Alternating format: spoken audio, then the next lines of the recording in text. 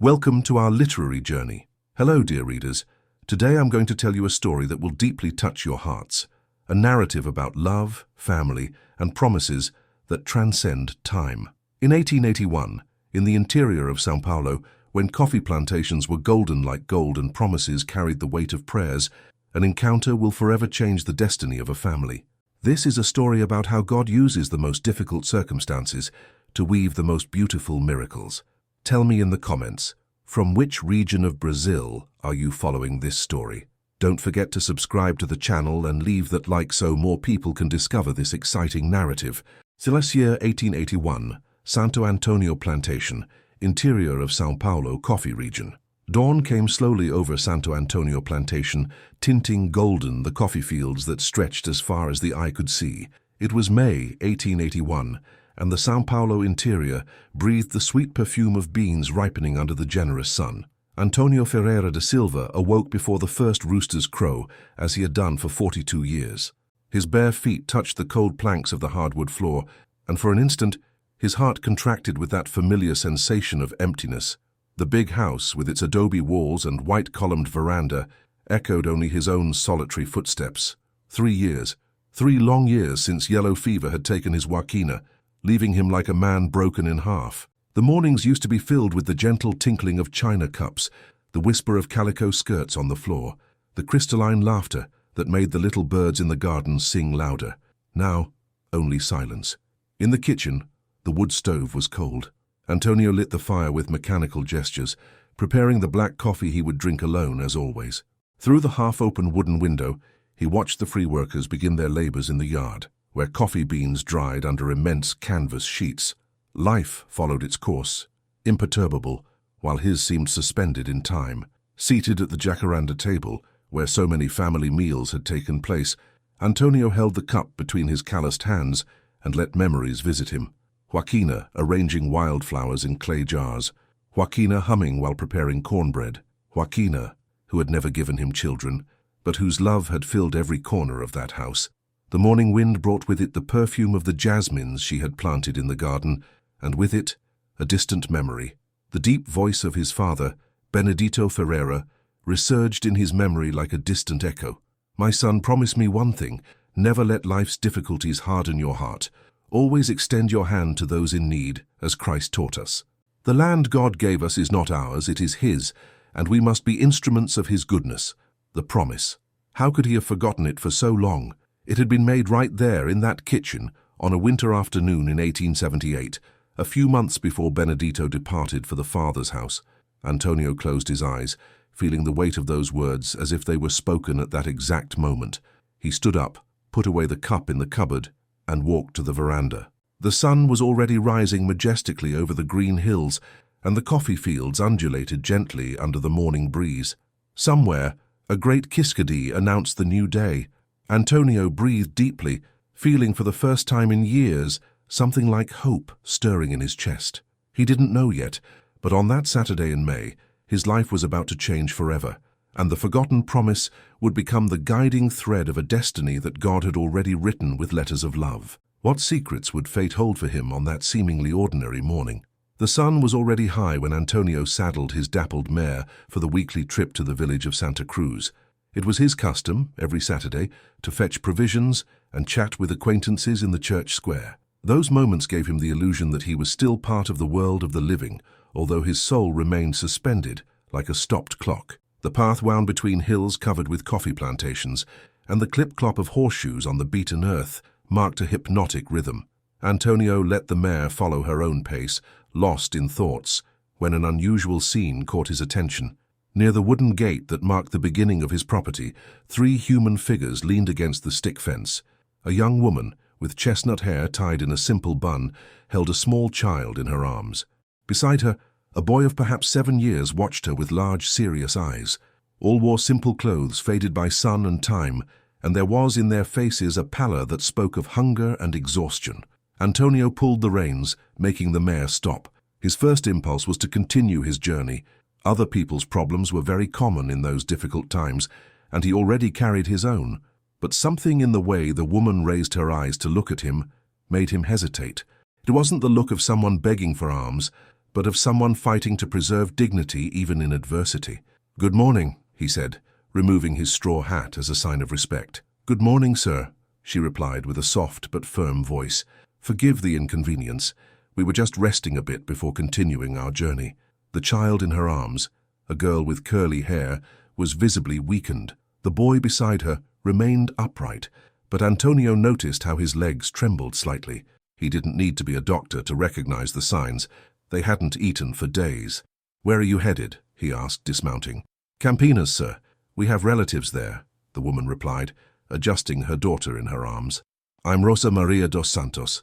These are my children, João and Isabel." Antonio nodded respectfully. Rosa. The name brought to his memory the rose bushes that Joaquina so loved in the house garden. There was something in that woman's posture that awakened an instinctive admiration, the way she kept her head high despite the circumstances, how she protected her children with discreet ferocity. "It's a long journey," he observed, 5 or 6 days on foot. "Yes, sir, but we'll manage," said Rosa, and in her voice there was a determination that touched something deep in Antonio's heart. It was then that the girl, Isabel, let out a weak moan. Rosa pressed her against her chest, whispering words of comfort, but Antonio saw how her own hands trembled. The boy, João, stepped forward. "Mama is very tired, sir," he said with the seriousness of someone who had to mature too early. "We haven't eaten since the day before yesterday." The words hit Antonio like a punch to the stomach. The day before yesterday. 2 children without food for 2 days, while he wasted meals at his solitary table. Suddenly his father's voice echoed in his mind, clear as the sound of the church bell. "Always extend your hand to those in need, as Christ taught us."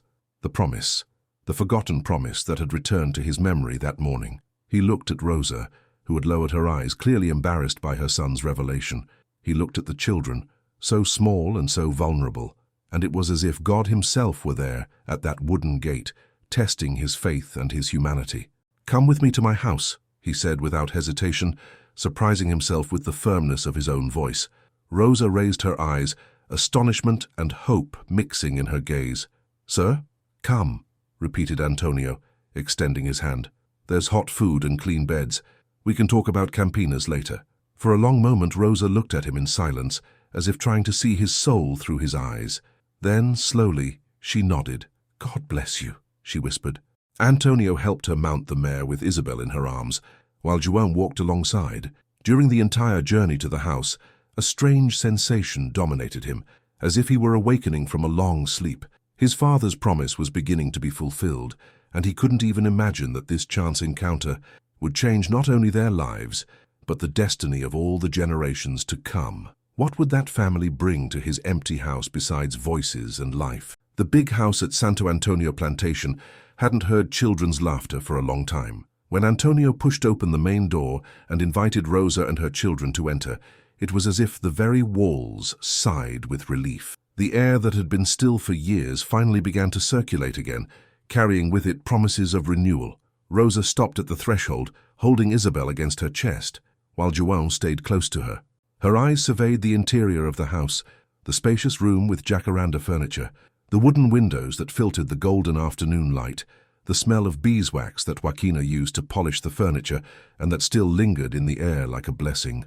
"It's a beautiful house," she said softly, more to herself than to him.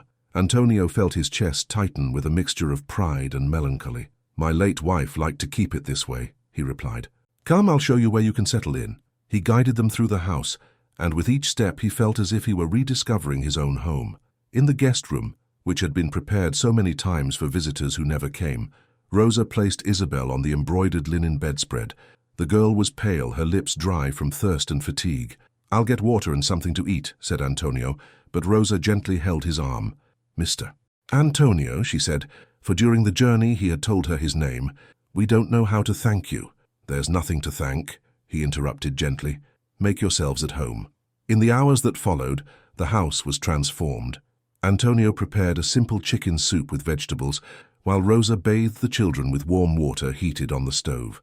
The sound of children's laughter echoing through the corridor was music to his ears that had been silent for so long. During dinner, eaten by the light of kerosene lamps, social differences seemed to dissolve. Rosa told with a measured voice and eyes that sometimes lost themselves in the distance about the death of her husband José dos Santos, crushed by an ox cart loaded with coffee on a rainy afternoon, how they were expelled from the workers' house after the morning, how they walked for weeks, depending on others' charity, until they arrived there. João listened in silence, occasionally lowering his eyes when his mother's pain became too evident.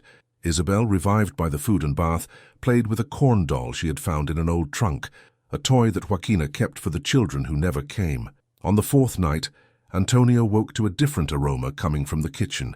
He put on his shirt and went down, finding Rosa preparing coffee and cornbread still warm. She wore an apron she had found in the cupboard, Joaquina's apron, and for the first time in years that piece of fabric seemed to be fulfilling its purpose. "I thought you might like hot coffee when you wake up," she said, without raising her eyes from the pot.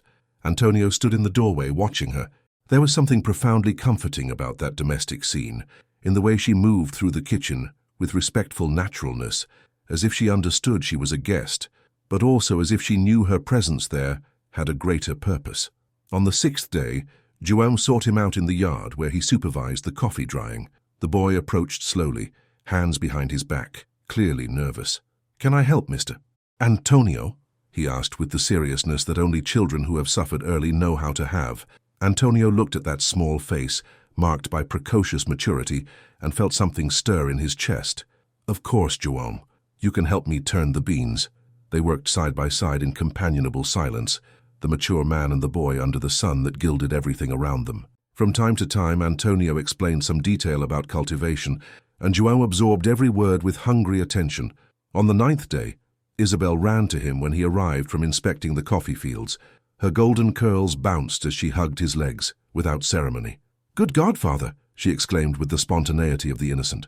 Godfather. The word echoed in his heart like an unexpected gift. Not father, not uncle, but godfather. Someone who protects and cares. Someone God placed on the path to bless. At night, when the family gathered on the veranda to pray the rosary, Antonio felt a peace he hadn't known for years. Rosa led the prayers with a serene voice. João responded with devotion, and Isabel murmured the Hail Marys with her sweet little voice. The stars shone over them like divine witnesses to a silent miracle that was unfolding. The house was no longer empty. His heart was no longer empty. His father's promise was beginning to be fulfilled in ways he had never imagined. But would that peace last? Or did fate hold trials that would test the strength of those bonds that were forming? August arrived, bringing with it the dry cold of the São Paulo winter, and a threat no one expected.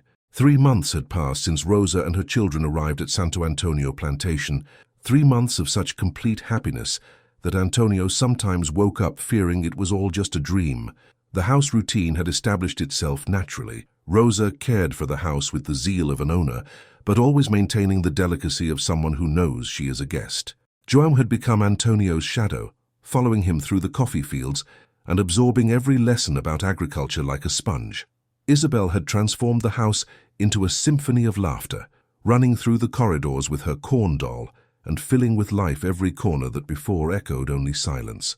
On that Tuesday morning, Antonio was in the office, organizing the harvest papers, when the sound of wheels and horse hooves made him rise from his chair. Through the window, he saw an elegant carriage stopping in front of the house, pulled by 2 well-cared-for bay horses. From it descended a robust man with a graying mustache and fine clothes, the type of figure that exuded power and intimidation. Colonel Libânio Damasceno. Antonio knew him by sight, an influential landowner in the region, owner of extensive lands and a questionable reputation. But what brought him there? "Good morning, Antonio," said Damasceno, removing his felt hat in mechanical courtesy. His small, calculating eyes were already searching the interior of the house through the open windows. "Good morning, Colonel," replied Antonio, remaining respectful but alert. "How may I serve you?" "Actually, it's not with you that I come to deal," said Damasceno, a smile that didn't reach his eyes curving his lips. "I heard you're sheltering the widow Rosa dos Santos and her children."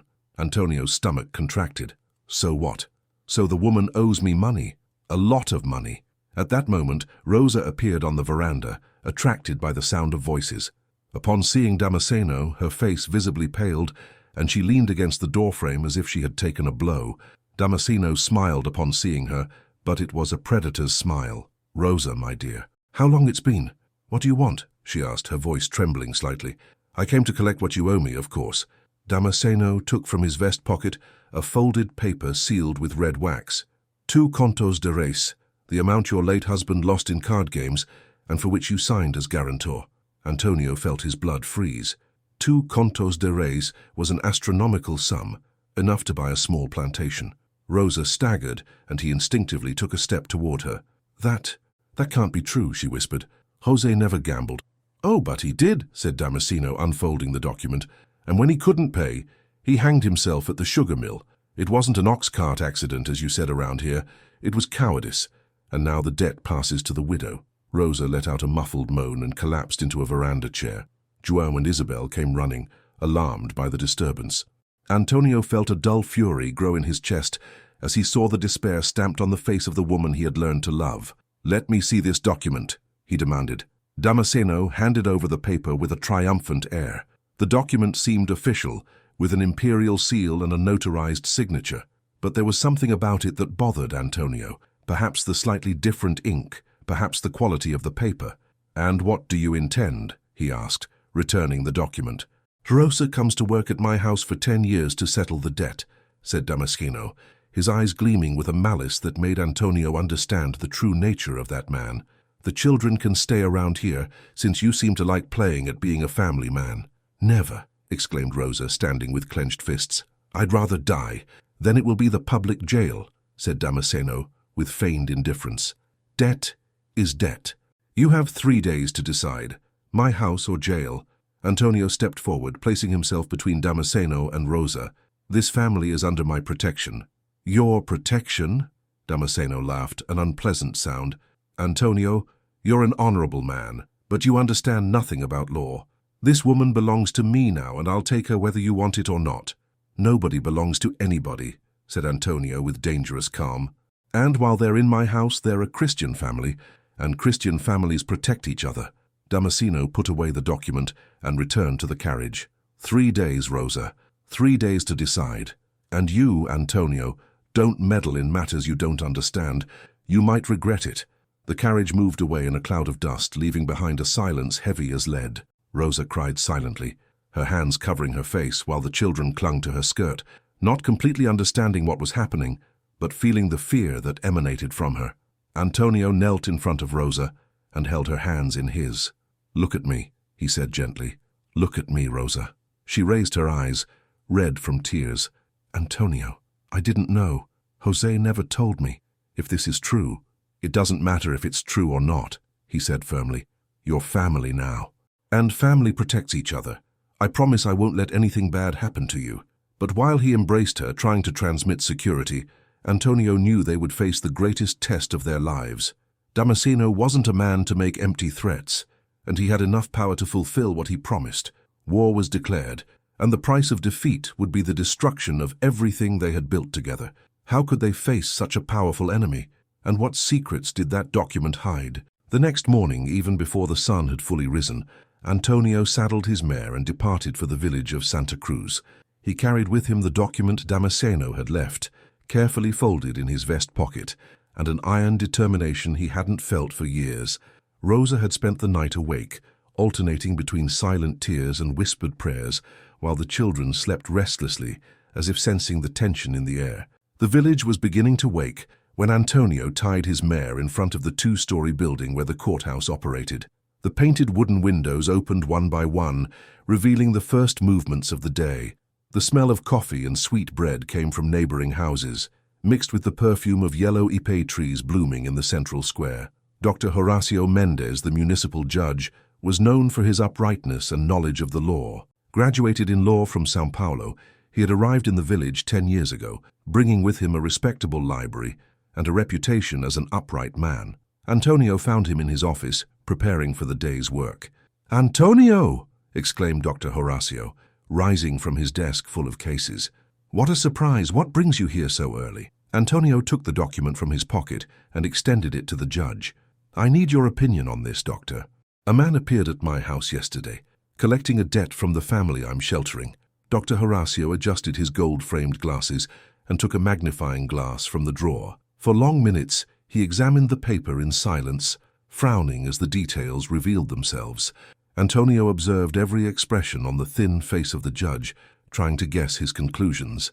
"Interesting," murmured Dr. Horacio finally. "Very interesting indeed. Is there a problem?" asked Antonio, his heart racing. The judge put down the magnifying glass and leaned back in his chair, fingers interlaced over his abdomen. "Antonio, this document is a forgery. A quite good forgery, I must admit, but still false." The words hit Antonio like a ray of hope. "Are you certain?" "Absolutely. First, observe the imperial seal." Dr. Horacio pointed to the red symbol at the bottom of the paper. "The wax is too new for a document that supposedly was made more than a year ago. Second, the quality of the paper. This is paper manufactured this year, I recognize the watermark. Third, and most important," the judge got up and went to a cabinet from which he took a thick leather-bound book. "This is the book of signature recognition records. Every document of this type must have the signature notarized. Let's see." He leafed through the pages carefully, running his finger along the handwritten lines.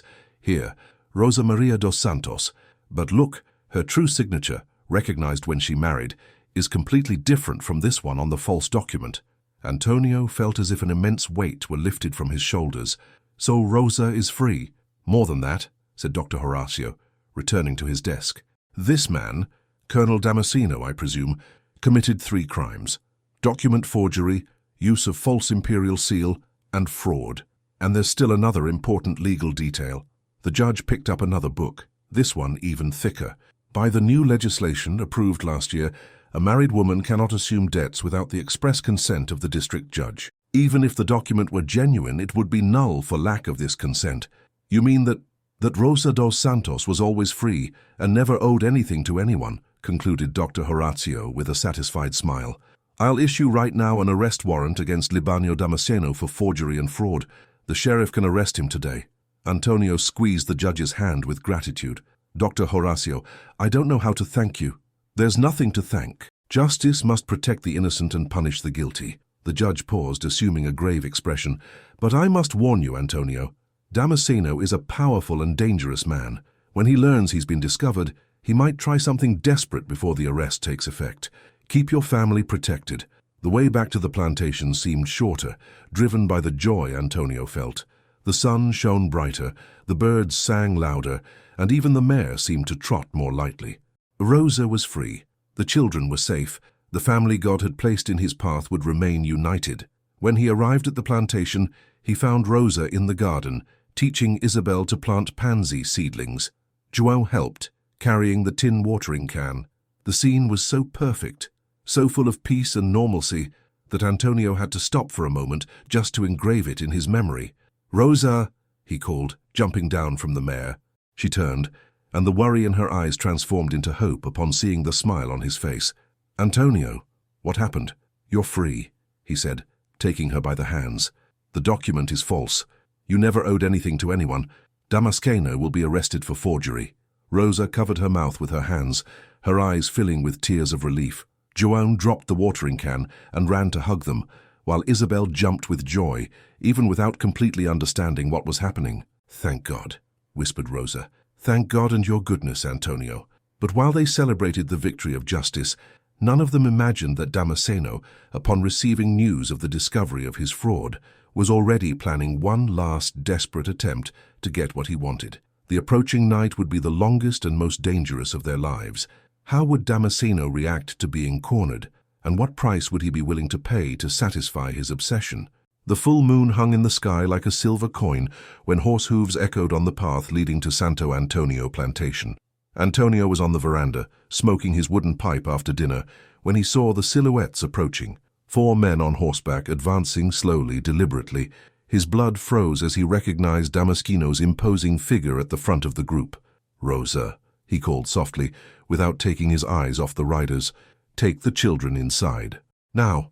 She appeared at the door, still holding the dish towel in her hands, and immediately understood the situation upon seeing his tense expression. Without questions, she disappeared into the interior of the house, and soon Antonio heard her urgent whispers with João and Isabel. The men stopped in the yard, a few meters from the veranda. Damasceno dismounted with calculated movements, while his 3 companions remained mounted, rifles resting on their thighs in a clear demonstration of intimidation. The moonlight revealed faces hardened by crime and violence, thugs Damasceno had brought from the city. "Good evening, Antonio," said Damasceno, his voice distilling a poorly disguised venom. "Beautiful night for a conversation, don't you think?" Antonio descended the veranda steps slowly, keeping his hands visible. In his pants pocket, he felt the comforting weight of the pistol that had been his father's, a simple but reliable weapon. "Conversation is the last thing I expect from you," he replied calmly. "I heard the judge issued a warrant against you. It would be better if you surrendered without resistance." Damasceno laughed, a harsh sound like grinding stones. "Warrant? Because of some papers? Antonio, you're very naive. In this region, I'm the one who commands. The judge, the sheriff, they all dance to my tune." "Not all," said a firm voice behind Antonio. Everyone turned. Rosa had left the house despite his order to stay inside. She walked with determined steps, head high, eyes fixed on Damasceno with courage that filled Antonio's heart with pride and fear at the same time. "Rosa, my dear," said Damasceno, the smile returning to his lips. "I came for you. We've wasted too much time with these legal nonsense. I will never go with you," she said, stopping beside Antonio. "Even if you kill me right here." "Kill?" Damasceno feigned astonishment. "Who spoke of killing? No, no. I have much more interesting plans for you. 10 years at my house should be enough to, let's say, settle all debts." The evil in his voice was unmistakable. Antonio stepped forward, placing himself between Rosa and Damasceno. "She's not going anywhere," he said firmly. "This family is under my protection." "Your protection?" One of the thugs laughed sarcastically. "You against the 4 of us, and still with 2 children to protect?" It was then that Damasceno showed his true face. "Very well, Antonio. Since you want to play the hero, I'll make a proposal. Rosa comes with me willingly, or I burn your entire coffee plantation. Do you know how long it takes to replant it? 10 years. The same 10 years Rosa owes me."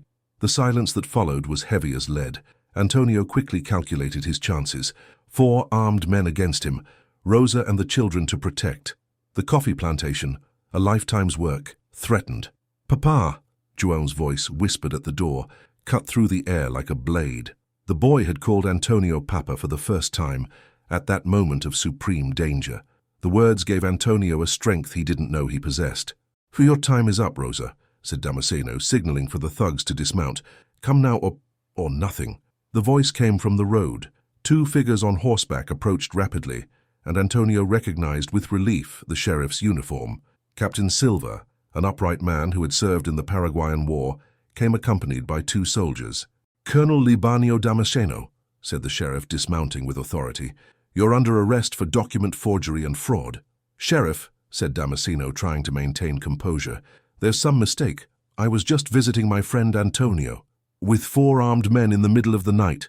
Captain Silva was not impressed. "And threatening to burn someone else's property. I heard everything from the road." Damasceno's thugs hesitated, hands hovering over their weapons. But 3 soldiers armed with rifles were a more persuasive force than the boss's bluster. "Surrender your weapons," ordered the sheriff. "You're all under arrest." The tension in the air was palpable. For a moment Antonio feared the thugs would resist, that the night would end in tragedy. But Damasceno, seeing his charade had come to an end, signaled for the men to obey. "This doesn't end here, Antonio," murmured Damasceno as the sheriff handcuffed him. "I have many powerful friends." "Had," corrected Captain Silva. "The judge sent word that you'll be sent to São Paulo, where you'll answer for your crimes away from any local influence." When the prisoners were taken away, silence returned to the plantation. Rosa leaned on Antonio, her legs trembling with the release of tension. João and Isabel ran to hug them, and there, in the moonlit yard, the family gathered in a collective embrace that spoke of relief, gratitude, and love. "It's over," whispered Rosa. "Finally it's over." But for Antonio, something was just beginning. He looked at Rosa, at the children who called him Papa, at the house where they had built a new life together, and felt that the moment for the most important decision of his life had arrived. What words would he find to express what had grown in his heart? And how would Rosa react to a proposal that would change their lives forever? The stars had never shone so intensely over Santo Antonio plantation. After the sheriff departed, taking Damasceno and his thugs, a deep peace descended over the property, as if the very earth sighed with relief. João and Isabel, exhausted by the night's tension, had fallen asleep quickly. Rosa and Antonio remained on the veranda, seated in the wooden rocking chairs, listening to the nocturnal chorus of crickets and nightingales. For a long time, They said no word at all. There was in the air an expectation, like that which precedes a summer storm or the birth of a child. Rosa rocked gently, hands crossed in her lap, face turned toward the starry sky. Antonio watched her discreetly, engraving in memory every detail of that moment. The way moonlight illuminated her chestnut hair, how her breathing moved calm and steady, how her eyes reflected the stars. "Rosa," he said finally, his voice coming out more hoarse than intended. She turned to look at him, and in that gaze there was a sweetness that made his heart race like that of a young man in love. "What happened tonight made me think," he continued, rising from his chair and walking to the veranda railing. "When I saw you in danger, when I heard João calling me Papa, I realized a truth I'd been trying to ignore for months." Rosa stopped rocking, her attention completely focused on him. "What truth?" Antonio turned, and in the soft moonlight, his eyes had an intensity she had never seen before. "That I can no longer live without you. That this house, this life, only makes sense with you and the children here." The words floated in the air like birds seeking where to perch. Rosa felt her heart racing, but remained silent, waiting. "I know you came here out of necessity," continued Antonio, approaching slowly. "I know you still hold José's memory. And I know I'm an older man marked by life, but what I feel for you, for João, for Isabel, isn't Christian compassion, Rosa. It's love." The last word echoed like a sacred confession. Rosa closed her eyes for a moment, letting that declaration penetrate every corner of her soul. "When you arrived with the children at that gate," he continued, his voice gaining confidence, "it was as if God answered a prayer I didn't even know I was making, as if my heart finally found what it was made for." Rosa stood up, walking toward him. She stopped a few steps away, eyes shining with tears that hadn't yet fallen. "Antonio, marry me," he said, extending his hands to her, "not out of gratitude, not for security, but because God placed love in my heart, because I want to be João and Isabel's father, not just in fact, but in law, because I want to grow old beside you, build a true family, give this house the joy it has always waited for." Rosa took his hands, and the touch was like an electric spark. "Are you certain? A widow with 2 children, without dowry, without family." "You have family," he interrupted gently. "We are your family, and as for dowry," he smiled, "you brought life to this house. You brought love. You brought purpose.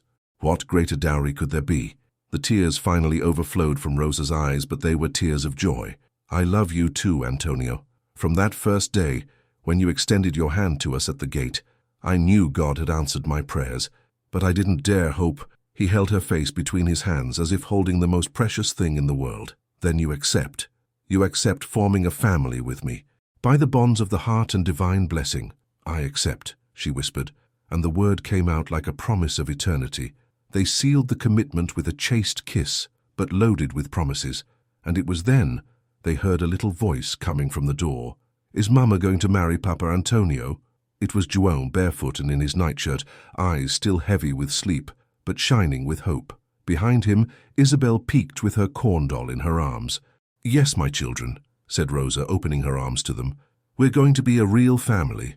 João ran to hug them, and soon Isabel joined the group. There on the veranda, under the starry mantle of night, 4 hearts united as one, sealing a pact of love that would last beyond this life. "Can I call you Papa always?" asked João, looking at Antonio with adoration. "Always," he replied, his voice choked with emotion. "Always, my son." Isabel jumped with joy. "Now I'm a real daughter. A real daughter." "You always were," said Antonio, picking her up, "from the first day." The moon continued its journey across the sky, witnessing the birth of a new family, forged not by blood, but by love. And in the stars that shone over Santo Antonio plantation seemed to echo the ancient promise that Benedito had made to his son, that extending a hand to those in need would always bring multiplied blessings. How would the new life that was beginning unfold? And what fruits would be born from that love built on such solid foundations? The bell of Santa Cruz Church rang joyfully on the morning of September 1881, announcing the wedding that the entire village had been anxiously awaiting. News of the union between Antonio Ferreira da Silva and Rosa Maria dos Santos had spread like wildfire, carrying with it the story of how love had conquered adversity and how God had rewarded the goodness of a man with a pure heart. Rosa was radiant in her cream linen dress, embroidered with tiny flowers by her own hands during the weeks preceding the ceremony. It wasn't a traditional bride's dress. She herself had insisted on that, but rather the dress of a woman who understood the value of the second chance life was offering her. Her hair was arranged in a bun, adorned with jasmines from the garden that Joaquina had planted, in a delicate homage to the departed wife. Antonio waited at the altar, wearing his best black cashmere suit, his heart beating like that of a 20-year-old boy. Beside him, João held the gold rings that had been blessed in the sacristy, a 7-year-old boy invested with the honorable responsibility of best man. Isabel, in her little white dress and flower crown, scattered rose petals along the bride's path, laughing softly at each step.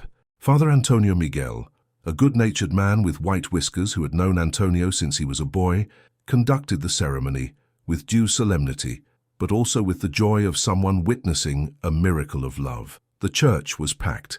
Neighbors, plantation workers, village merchants, all united to celebrate that union which represented much more than a marriage.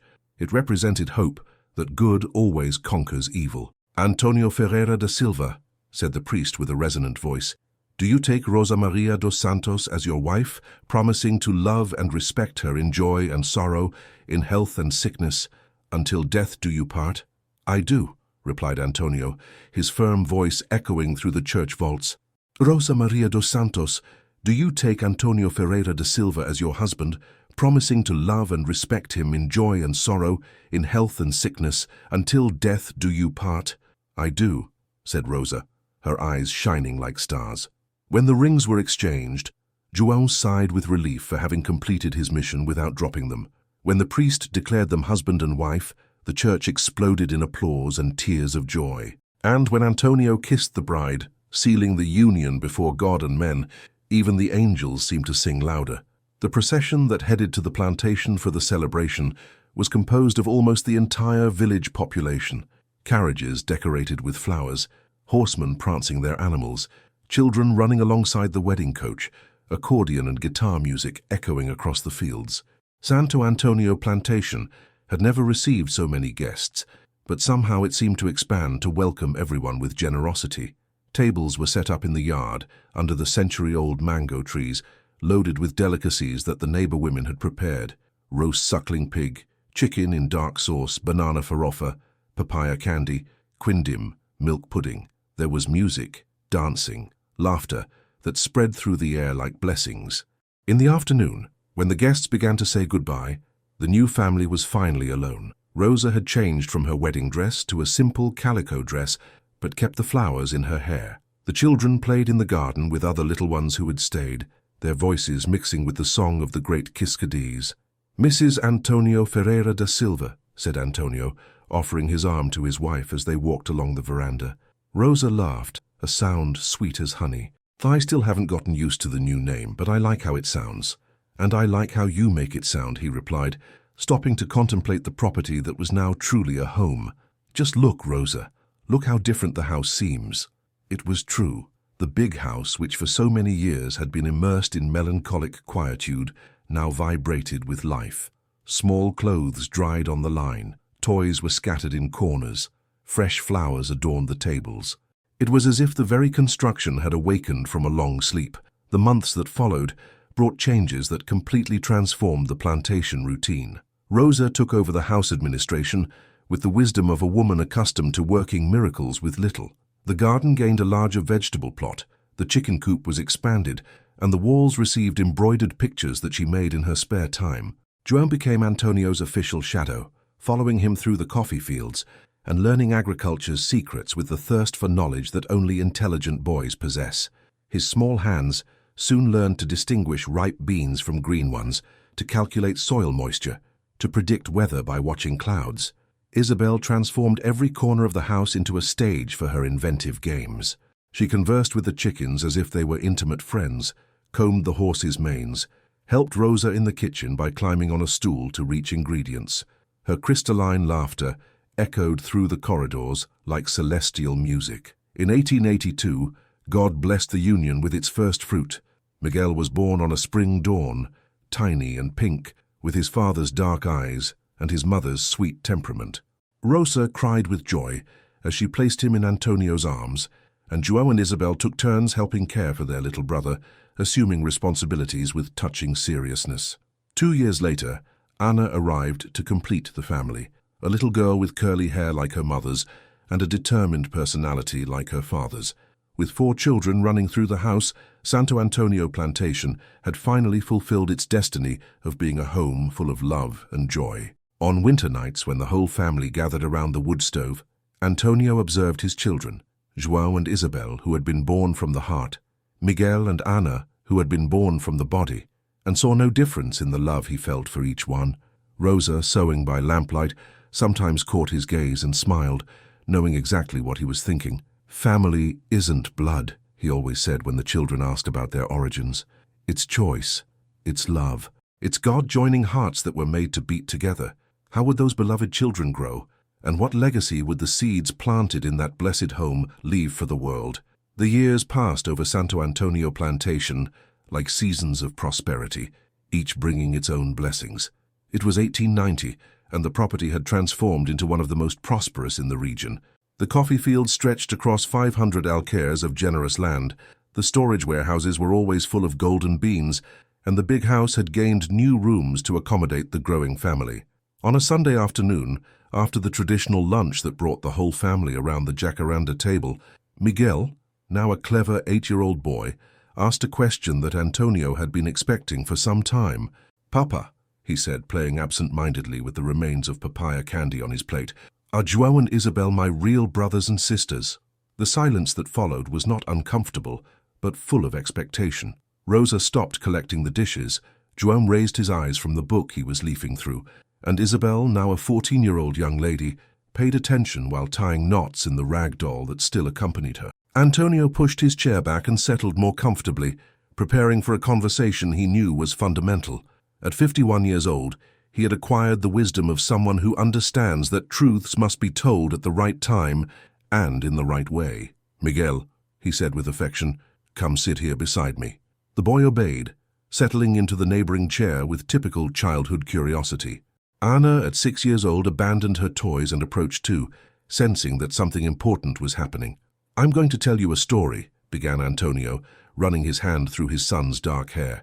"A long time ago, I was a very lonely man. I lived in this big house, took care of this plantation, but my heart was empty like a pot without water." João, now 17, and almost as tall as Antonio, closed his book and approached. Isabel came to sit on the arm of her father's chair, the natural gesture of a daughter who felt completely loved. "One day," continued Antonio, his voice taking on the cadence of a storyteller, "God sent 3 angels to my door, a very brave woman and 2 very special children. They were tired, hungry, needing help." "That was us," exclaimed Anna, clapping her hands. "It was your mother, João and Isabel," confirmed Antonio. "And do you know what happened? When I opened my house to them, they weren't the ones who received a favor. I was.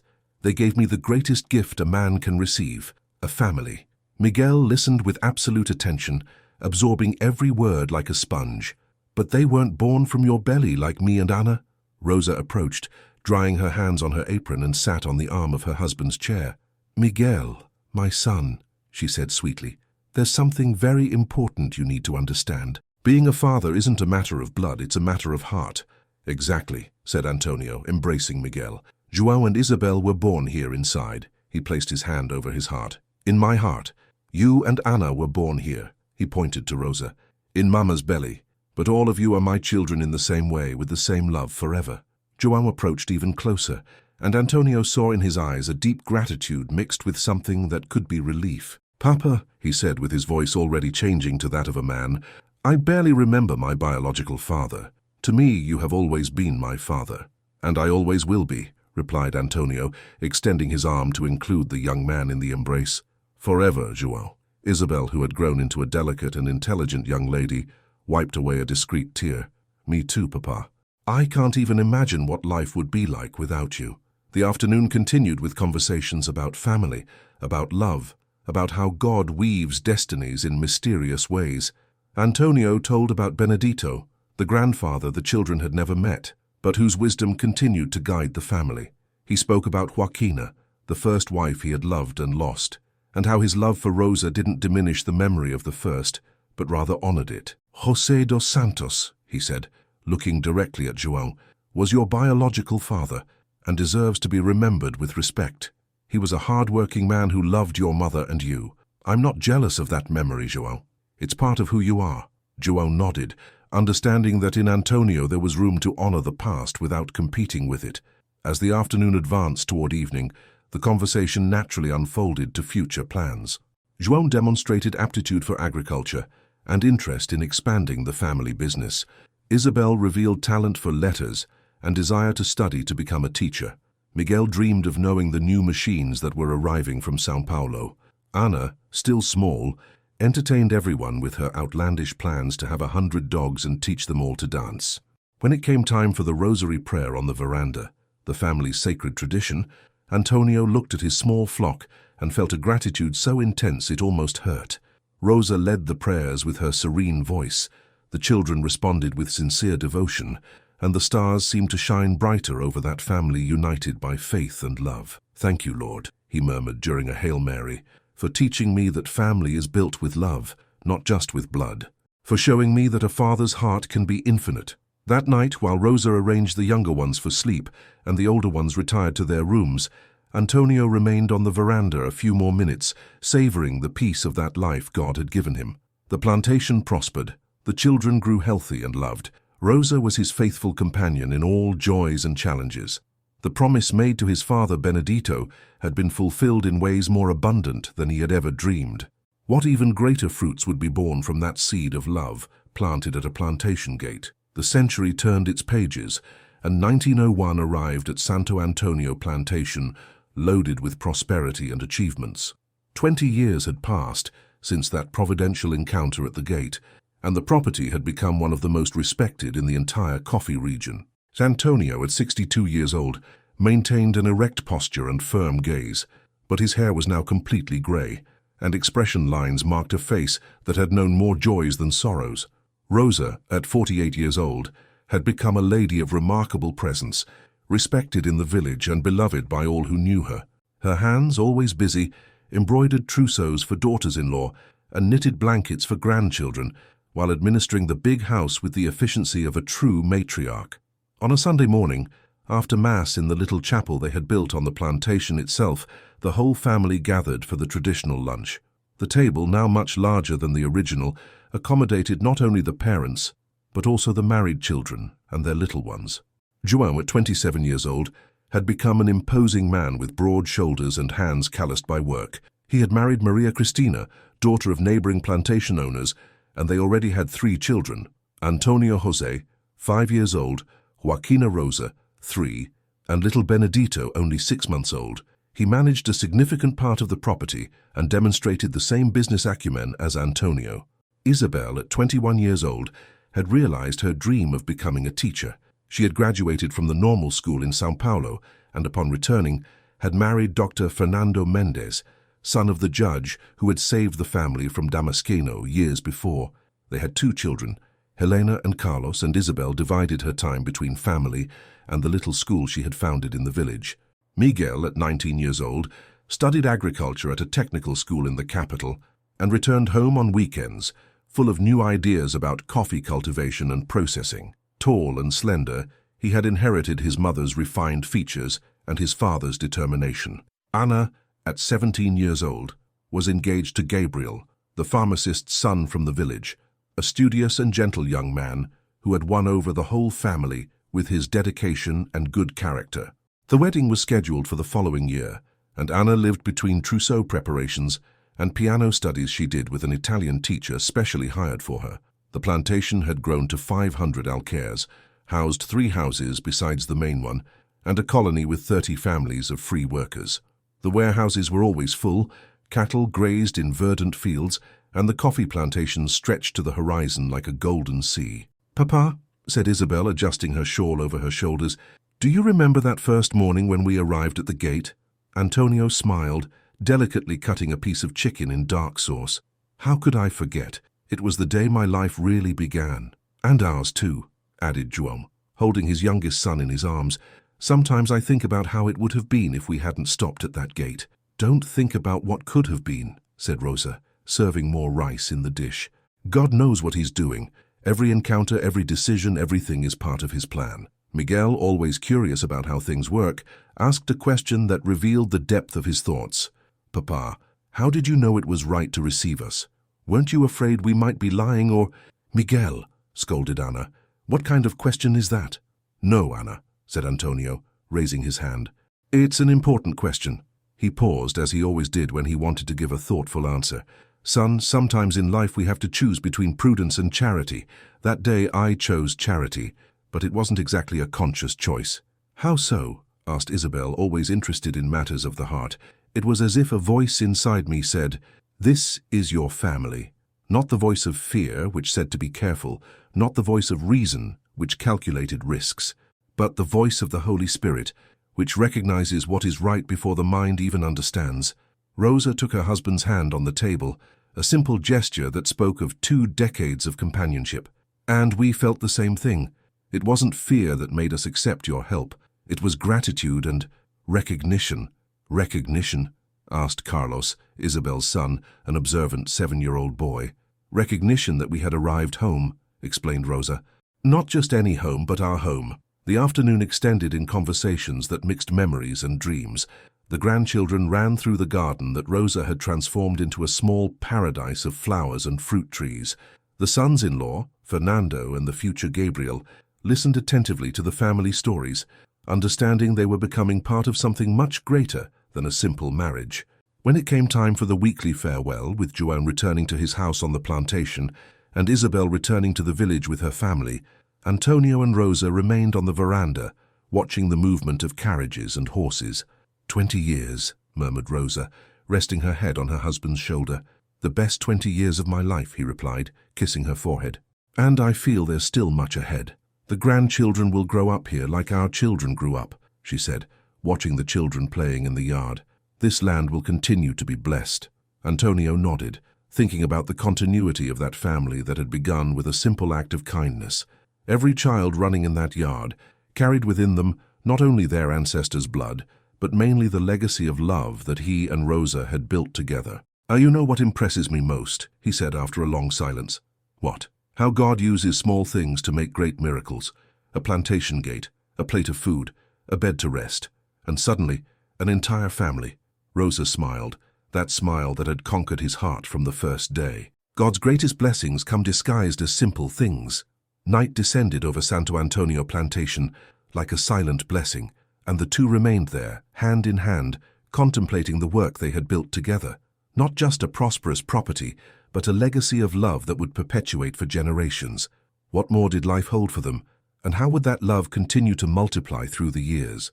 It was a radiant Sunday in 1905, and Santo Antonio plantation breathed an air of celebration. The whole family had gathered to celebrate not just another Sunday of togetherness, but mainly to witness a moment that Antonio considered fundamental, the legal formalization of what the heart had already decided decades ago. After Mass in the plantation chapel, everyone went to the big house where a special table had been prepared under the mango trees. Dr. Fernando Mendes had brought from São Paulo the notary, who would officially register the adoption of João and Isabel, ensuring their inheritance rights would be equal to Miguel and Ana's. João, now 31 years old, was a man respected in the region, father of 5 children, and competent administrator of half the plantation. Isabel, at 25, had become the village's most beloved teacher and dedicated mother of 4 children. Miguel had finished his studies and returned full of innovations for family agriculture. Ana was happy in marriage and expecting her second child. When the documents were signed and witnessed, Antonio asked for everyone's attention. He rose slowly. At 66 years old, he felt the weight of years more, but his voice still sounded firm and clear.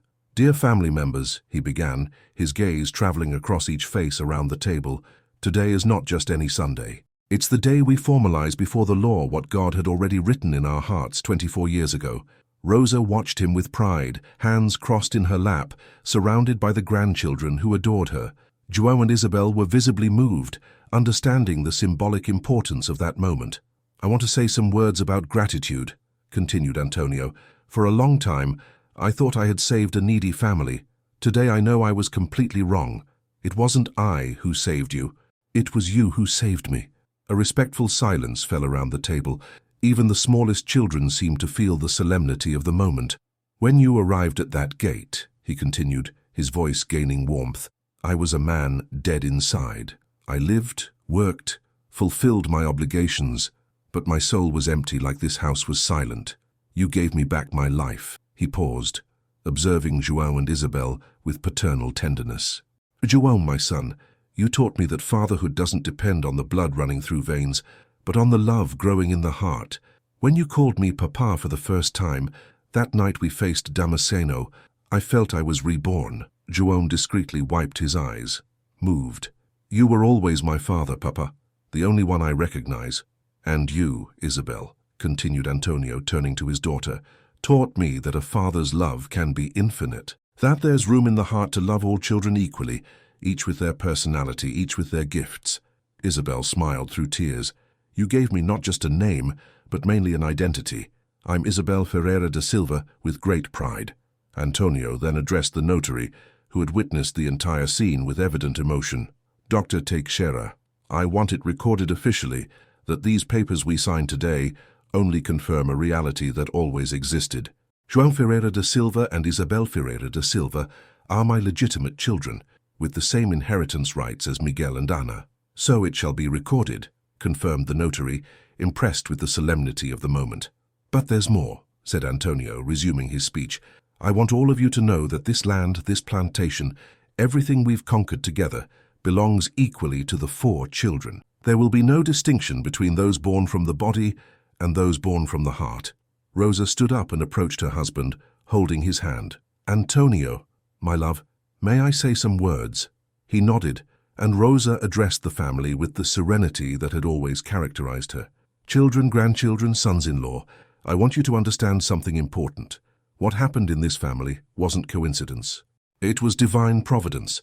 When we arrived here, hungry and desperate," she continued, her voice choked with emotion, "we found more than shelter. We found a man with a heart prepared by God to receive us, and you, João and Isabel, found not just a kind stepfather, but a true father." "That's right," said Miguel, standing to embrace his older siblings.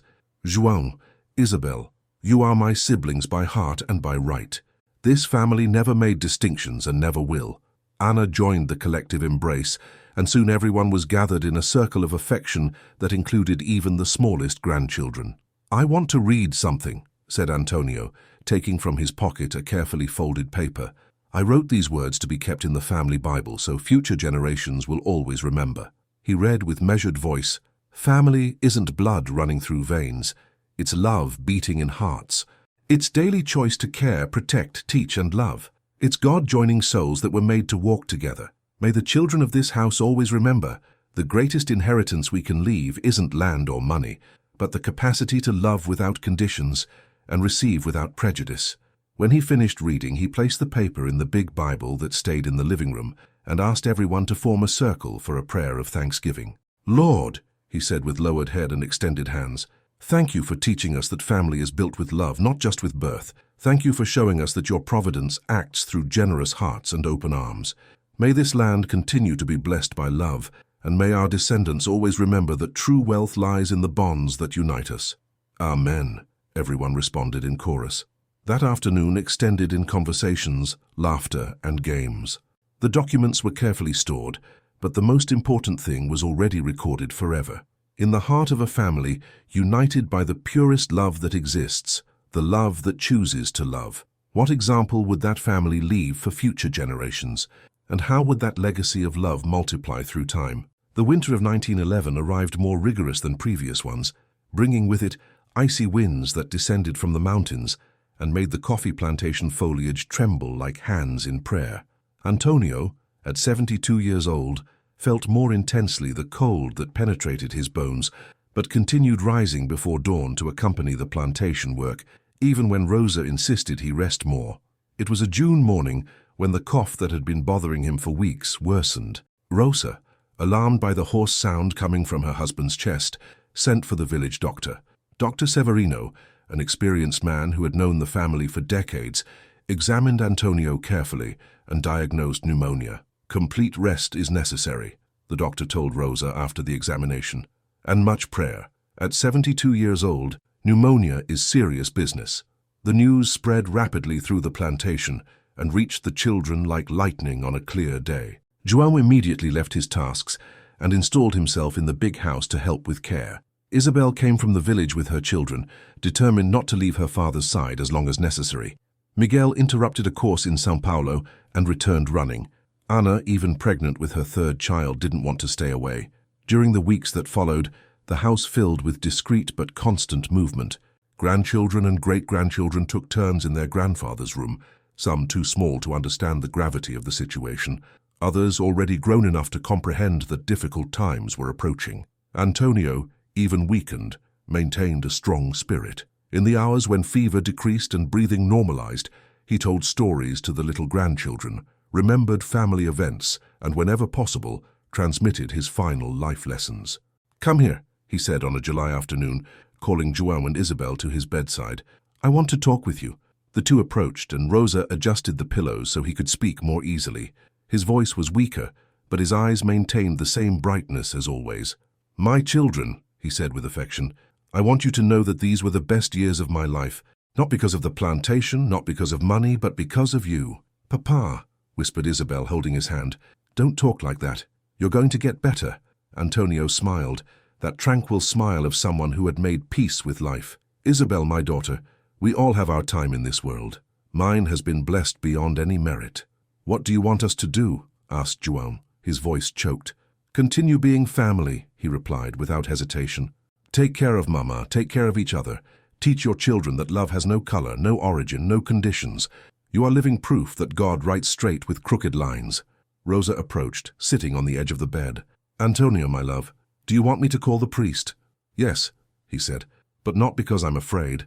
Because I want to thank God personally for everything he gave me." Father Juan Carlos, successor to old Father Antonio Miguel, came that same afternoon to administer the last sacraments.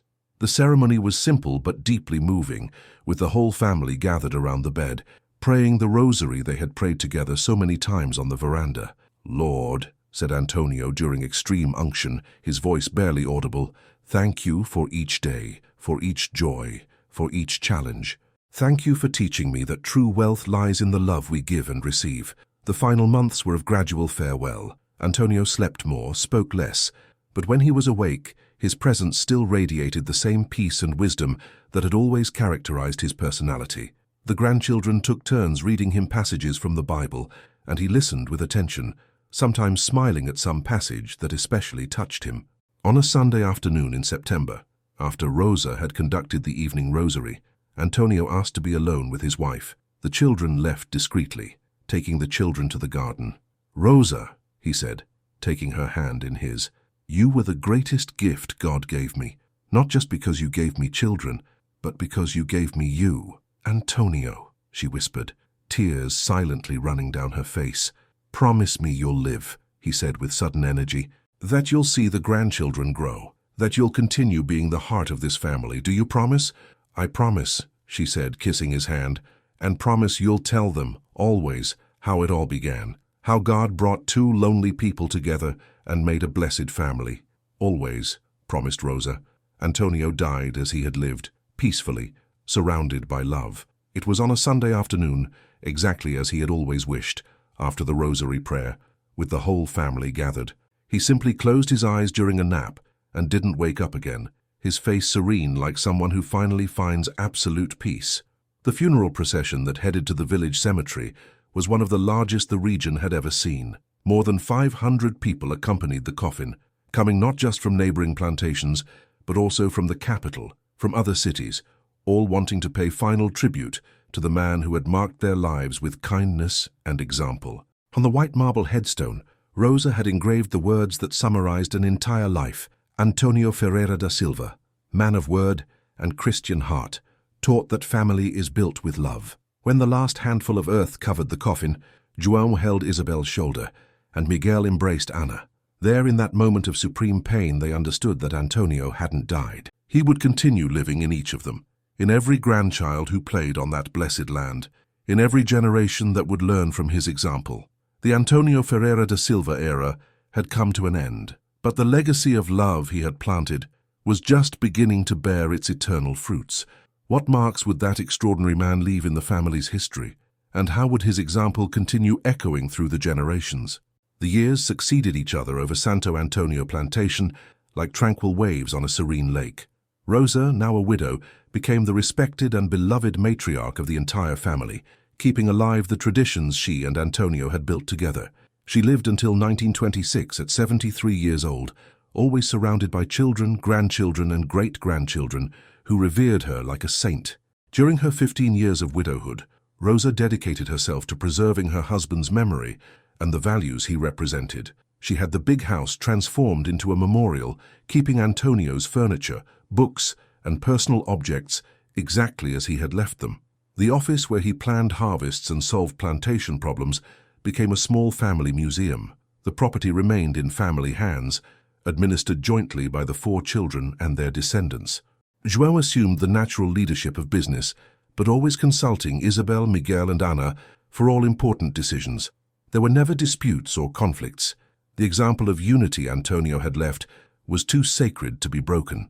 Now, in 1961, 80 years after that providential encounter at the gate, Santo Antonio Plantation housed the 5th generation of the Ferreira da Silva family. The big house had been expanded several times, but always respecting the original architecture. The coffee plantations extended over even larger territories, and the property had modernized with tractors and machinery, without ever losing its family character. Every June 13th, St. Anthony's feast day, more than 150 descendants gathered at the plantation for the annual celebration that was simultaneously religious and familial. In the morning, Mass in the little chapel that had been expanded and beautified over the decades. In the afternoon, community lunch under the centennial mango trees, now true green cathedrals that sheltered the gathered family. In that year of 1961, the gathering had special meaning. It officially marked the 80th anniversary of Rosa, João, and Isabel's arrival at the plantation. Antonio José, the eldest grandson, now a 65-year-old man and principal heir to family leadership, had prepared a special speech for the occasion.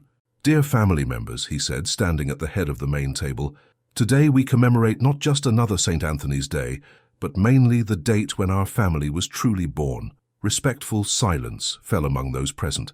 Men and women of different ages, children running through the gardens, teenagers sitting in the shadows of trees, all united by blood or marriage, but mainly by the love that united them.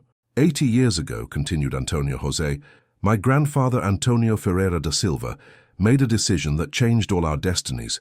He could have continued his journey that Saturday morning, ignoring 3 needy people at his gate. But he chose to stop. He chose to help. He chose to love. Among those present were direct descendants of João and Isabel, now with compound surnames that honored both biological and adoptive heritage: Silva Santos, Ferreira Santos, Santos Silva. All carried with pride the double identity that symbolized the breadth of the family concept created by Antonio. "Uncle João," said Antonio José, addressing the 87-year-old patriarch who still maintained an erect posture, "could you tell us once more how that first day was?" João stood up slowly, supported by a jacaranda cane that had belonged to Antonio. His voice, though weaker than before, still maintained the clarity of those who have important stories to tell. "My children," he said, his gaze traveling across dozens of attentive faces, "that day changed everything, not just our luck, our social condition, or our security. It changed our understanding of what family means." "Papa João," interrupted one of the great-granddaughters, a 16-year-old young woman, "how did you feel before arriving here?" João smiled, that smile Antonio had so loved to see. "Lost, my daughter. We were 3 people lost in the world without direction, without hope, and suddenly we found not just shelter but a home, not just food but love, not just protection but family." Isabel, now 81 years old and still lucid as she had always been, stood up to add, "And all of you are proof that the love we received multiplied. Every child running in this garden carries with them not just our blood but mainly our values." The afternoon extended in stories, memories, and renewal of promises. The elders told the younger ones about Antonio and Rosa, about how the plantation had grown, about traditions that couldn't be lost. The younger ones listened with respect, some recording the grandparents' narratives on cassette tapes. "Do you know what's written in the family Bible?" asked Miguel at 79 years old, still active in property administration. The smaller children shook their heads, curious. Miguel went to get the big Bible, leather-bound, where Antonio had kept his words 80 years before. He read aloud, "Family isn't blood running through veins. It's love beating in hearts. It's daily choice to care, protect, teach, and love. It's God joining souls that were made to walk together. May the children of this house always remember, the greatest inheritance we can leave isn't land or money, but the capacity to love without conditions and receive without prejudice." When he finished reading, an emotional silence hung over the gathering. It was as if Antonio were there, present among them, continuing to teach through his preserved words. "This is our philosophy," said Anna, at 77 years old and still the most emotional of the family. "This is our heritage. Each of you who bears the name Ferreira da Silva carries this responsibility with you." At the end of the afternoon, when families began saying goodbye to return to their homes in the city or other plantations, everyone knew they carried with them more than memories of a pleasant day. They took with them renewed commitment to the legacy of love Antonio had planted, and that they had the duty to continue cultivating. Santo Antonio Plantation remained as a lighthouse of family values in an era of accelerated changes. The younger generations, even living in São Paulo, Rio de Janeiro, or other big cities, always returned to their origins to strengthen themselves spiritually and renew their commitments to family. In the stars that shone over the plantation that night in 1961 seemed to echo still the promise that Benedito had extracted from Antonio so many decades before. Always extend your hand to those in need, as Christ taught us. And that promise continued alive, multiplied in 150 hearts that beat united by the same love. How would that legacy continue growing? And what new fruits would be born from that love planted with such simplicity and sincerity? The 21st century arrived at Santo Antonio Plantation loaded with modernity, but never managing to erase the essence of what Antonio and Rosa had built with so much love. In 2001, 120 years after the encounter at the gate, the property had become not just a prosperous plantation, but a symbol of family values that resisted time and the world's transformations. The big house, now protected by regional historical heritage, received visits from researchers interested in coffee history and the formation of Brazilian families.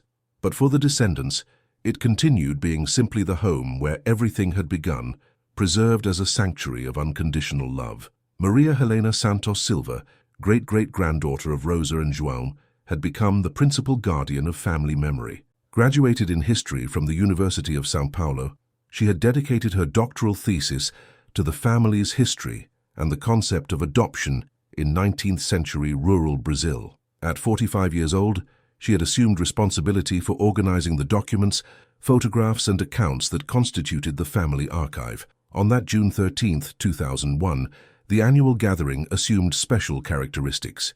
More than 200 descendants had confirmed attendance, coming not just from Brazil, but also from the United States, Europe, and even Japan, where some great-grandchildren had established themselves for business. "Dearest family," said Maria Helena, assuming the role of principal hostess, "today we commemorate not just the 120 years of our history, but mainly the permanence of the values our ancestors bequeathed us. Among those present, there were everyone from babies in arms to centenarians, representing 6 generations of the Ferreira da Silva family. Successful businessmen sat beside rural teachers, doctors conversed with farmers, artists shared space with engineers. Professional diversity was immense, but all shared the same family identity. I'd like to read an excerpt from our great-great-grandmother Rosa's diary," announced Maria Helena, raising a leather notebook yellowed by time. She wrote these words in 1920, at 67 years old. The crowd fell silent, curious to hear the matriarch's words. "Today marks 25 years since my beloved Antonio's death," read Maria Helena with an emotional voice. "I look at this house full of children, grandchildren, and great-grandchildren, and I know his greatest joy would be to see how the love we planted continues flowering. We don't go hungry for bread, but mainly we don't go hungry for affection. This is our true wealth." Rosa continued. "João and Isabel grew as true children of Antonio, and their children don't even make a difference between uncles who were born from the heart and those born from blood. This is love's miracle. It makes no distinctions, establishes no hierarchies, only embraces and blesses." When Maria Helena finished reading, an emotional murmur ran through the assembly. Several people wiped away discreet tears, touched by the simplicity and depth of the ancestors' words. "This is our most precious inheritance," continued Maria Helena. "Not the coffee plantations, not the houses, not the bank accounts, but the certainty that family is built with love, not with genetics." Dr. João Benedito Ferreira Santos, great-great-grandson of João and currently one of São Paulo's principal cardiologists, asked to speak. "I'd like to share something that happened in my clinic last week." He stood up, an elegant 50-year-old man who carried in his features the same kind gaze as his great-great-grandfather. "I treated an 8-year-old boy who had been adopted by a couple after being abandoned at a church. The adoptive parents were worried because he constantly asked about his real family." "Do you know what I told them?" asked Dr. João Benedito, smiling. "I told our story. I told about my great-great-grandfather João, who arrived orphaned and hungry at a plantation and found not just food, but a true father. I explained that real family is the one that chooses to love, not the one where we're born by chance." "And what happened?" asked one of the children present, fascinated by the story. "The boy stopped asking about his biological family and began calling the adoptive parents my real parents," replied the doctor. "And the parents cried with joy, understanding that love is stronger than any blood tie." The afternoon continued with similar accounts. Every family member had at some point used Antonio and Rosa's story to help other people understand the true meaning of family. Teachers told the story in schools, social workers used it in adoption cases, psychologists cited it in family therapies.